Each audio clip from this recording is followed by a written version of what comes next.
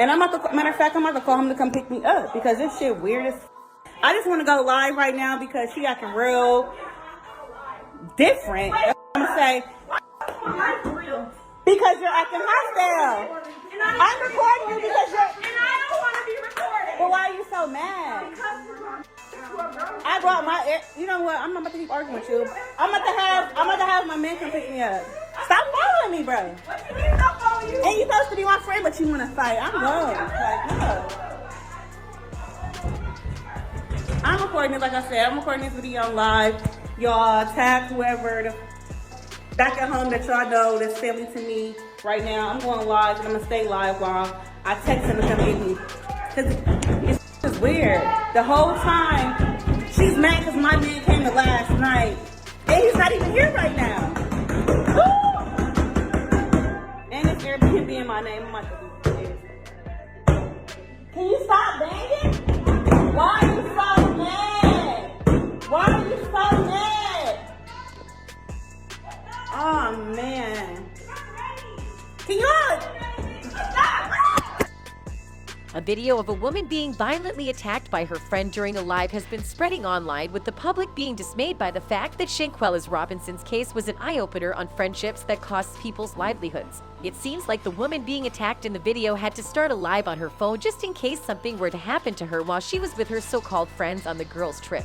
For someone to resort to doing something like that, it shows that she was really worried about what would happen to her and was trying to keep precautions against her own friends. According to the girl, the entire situation started because on the last day of the girls' trip, her man came to see her, and that seems to have pissed off her friend, who started being verbally aggressive towards her. The weird thing is that she claims to be the one who paid for the Airbnb, and this information coincides with Shanquella's case. Shanquella was also the one who paid for the super expensive villa where she and her Cabo's 6 friends were residing for the vacation. In the video, we can clearly see another person trying to restrain the aggressive friend from going after the one recording, which is different from Shanquella's case. Unlike the one recording live, Shanquella's friends did nothing but watch as their dearest friend was being assaulted, and no one did anything except ask her to at least fight back, and they themselves recorded the fight. Maybe she had not told her friends before that she was going to bring her man on the last day of the trip, and that's why they were so mad at her, but that doesn't change the fact that being aggressive with her friend and trying to fight was the right decision. As a good friend, she could have just taken her to the side and spoken her mind about why she is not happy with the situation instead of trying to fight.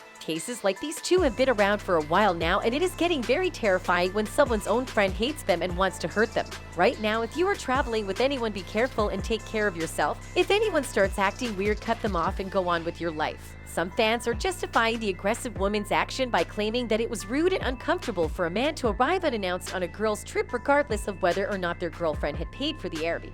For starters, a girl's trip should definitely remain a girl's trip without boys because some people might get uncomfortable. But according to the girl, it was their last day of the girl's trip and the said man went to her room, meaning each one of them had their own rooms in the Airbnb, but she took her boyfriend to hers. If they also had a problem when she first brought the man to the house, they should have told her then, not wait for her man to leave before trying to beat her up because he came. She claims her friend knew that her man was going to be around, so why would she suddenly decide it was wrong?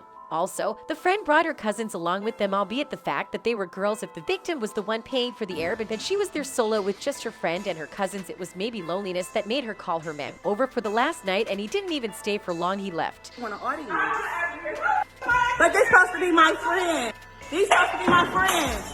From the clip, the friend hurls a glass and it breaks on the floor. Why go to a nice place and bust it up because you feel disrespected? It was a really petty situation that someone would have either had a decent talk, ignored the matter, or just brush it off. I doubt they agreed to invite all that women's cousins for a girl's trip.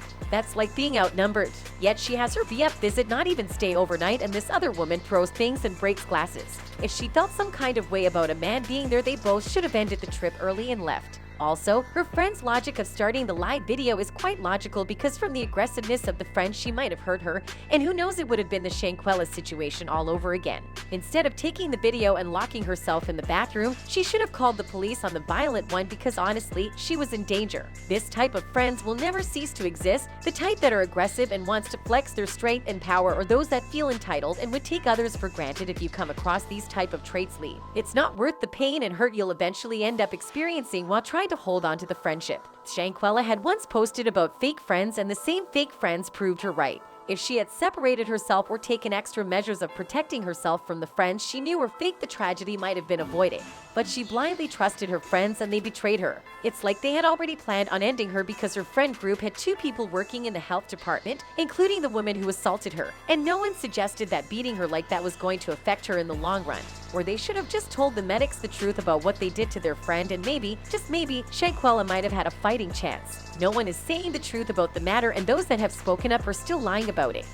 If me and my friend is going through something, we're gonna fight it out. So that's just that. Nobody's gonna jump in. A sound clip of allegedly Winter Donovan shows her trying to explain that they didn't intervene in the fight because as friends of friends fight, no one breaks it up. They were not fighting. Shanquella never fought back. She was being assaulted and mercilessly thrown about, and her friends watched. She claims that the spinal neck injury was just something that was made up and that Shanquella wasn't dead after the fight. Why then did the friends lie when Shanquella's mother asked about the fight? Why did they pretend as though the fight never happened to begin with? And why didn't they tell the doctors that before they had beaten her up and that might have affected her? No one spoke up and no one wants to speak up, proving that they did harm their friend even if they didn't touch her. It's been more than 2 months and still, nothing has been said about what is going to happen to the Cabo 6, even though authorities have claimed to be investigating the matter. The FBI Charlotte field office opened an investigation into Shanquella's death, while the doctor who treated her and the 2 police officers were also reportedly under investigation by Mexican authorities. Prosecutors in Mexico even issued an arrest warrant for one of the Cabo 6, even though no one was named. Actually, it wasn't a quarrel, but instead of direct aggression. Daniel de la Rosa Ania, a prosecutor for the state of Baja California Sur, said, "We are carrying out all the pertinent procedures such as the Interpol alert and the request for extradition to the United States of America. It's about 2 Americans, the victim and the culprit."